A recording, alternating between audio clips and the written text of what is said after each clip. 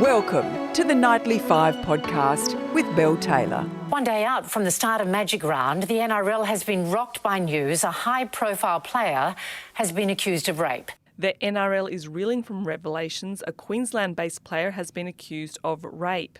NRL Chief Executive Andrew Abdo has described the allegations as being very serious and confirmed the league is working with the club on an investigation. The unnamed player has not yet been charged but was the subject of a formal complaint made to Queensland Police by a woman. Joining me now is the Nightly Sports editor Ben McClellan. Ben, Yes. Is there a culture problem in the NRL? Yeah, look, I mean, we've got to be pretty careful with what we say because, you know, these are untested claims. It's, you know, a pretty familiar path we've tread. Well, that's it. The familiarness of the path Yes. must be troubling. Yes, it is. It is. So, yeah, so just to be really clear, these claims have been made against a Queensland origin player, which means it's obviously a star of the game. Under Queensland law, someone who's been accused or claims have been made against cannot be named until they've been charged. So, yeah, they haven't been charged with any sort of sex offence. Obviously, police are investigating, but it sort of feels like that's where this might end up. We've seen this with Jared Hayne, Jack DeBellin, who I must say got acquitted.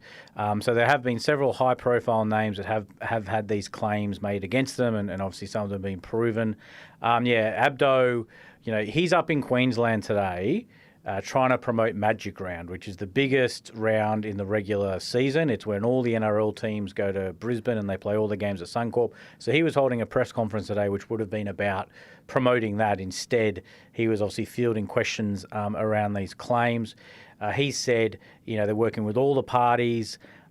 If charges are laid, then this player will be stood down, which will make it very tricky for the NRL if there are suppression orders, because obviously it'll be pretty clear who it is. So any NRL player that faces a criminal accusation for something that carries more than a decade's time in jail has to be stood down from playing until that case is resolved. He's saying, they're very serious. He's also very disappointed by the allegations. So is there a culture problem? It's probably not one for me to say. I would say it's definitely an issue around, claims around consent and, claims around how women are treated by high-profile players. So it's really just disappointing that yet again we're having to deal with these sorts of allegations. It also comes on the eve of the NRLW State of Origin series, which is the women. They're playing a 3-game series for the first time. So it's sort of like... It's sort of a shadow that's going to be hanging over these... And Origin itself. Yeah, and it's supposed to be a big celebration of women in sport, and suddenly everyone's distracted by these yet another allegation. Yes, yeah,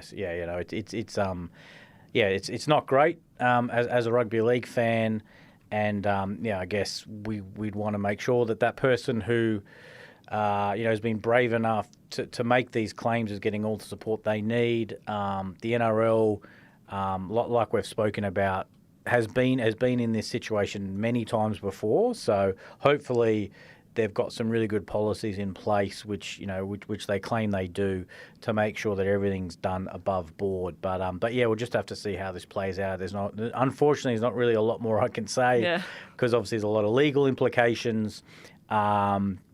But social media has obviously been, very busy on who the player could be, because when you say it's a high-profile player from the Queensland Origin team, then it narrows it to what many would say is a small pool of players. So, but the individual is sort of we don't need to speculate on who the individual is. We just need to look at this as a broader issue really within the NRL, and something that let's hope that we can move forward with. Yes, exactly.